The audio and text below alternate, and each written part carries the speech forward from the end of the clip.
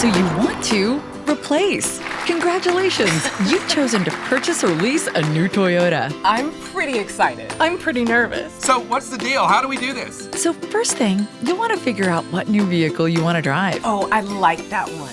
Or perhaps... And once you've chosen the next car of your dreams, log on to toyotafinancial.com to submit an online credit application. If approved, it's good at any participating Toyota dealer. Well, that's easy. Anything else? Yes. Make sure you register or log on to your TFS online account. There are a number of convenient self-service tools that will speed things along. Plus, make sure that the address we have for you is correct. Ain't nobody got time for missing mail. Now that you've started shopping for a new car, it's time to return to your current one. Step 1, we recommend scheduling a complimentary vehicle pre-inspection with AutoVin approximately 60 days before you return. It's fast, easy, and they'll even come to you.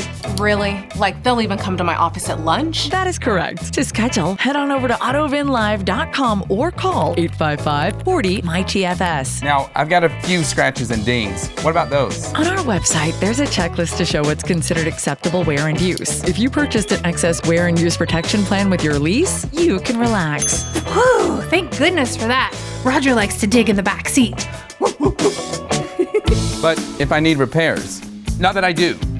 Asking for a friend. Then you can get them done at an authorized Toyota service center with genuine Toyota parts. Just let us know you've made the repairs based on your pre-inspection condition report. And then I just dropped my car in on the last day, right? Well, you can streamline the process for you and us by contacting your dealer to make an appointment. I thought that would be the case. So what do I need to bring with me? Here's a list of things you may need to bring to your lease return appointment if they apply to you. All sets of keys, toolkit, owner's manual, your TFS odometer disclosure statement, any original equipment that came with your vehicle, such as radio, spare tire, etc. Got it. Basically, if it came with the vehicle, it needs to come back when you return the vehicle. Noted. Of course, when you drop off your car, feel free to take photos of the condition of your vehicle. You'll also want to confirm your mileage, sign a statement, take a copy, and write down the name of the dealer associate who helped you with the return. And then we're done? We'll then send you a final invoice detailing any unpaid payments, late fees, and miscellaneous charges. The invoice may also include excess wear and use charges, mileage charges, the disposition fee, which in this case we've waived since you're replacing your vehicle. Hold up. Dispo what?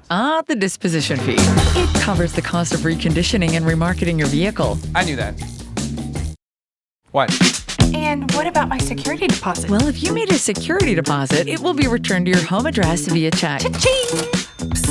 Hey, I forgot to update my address when I turned in my last lease. It took forever to get my check. Oh, good call. I'm going to do that right now.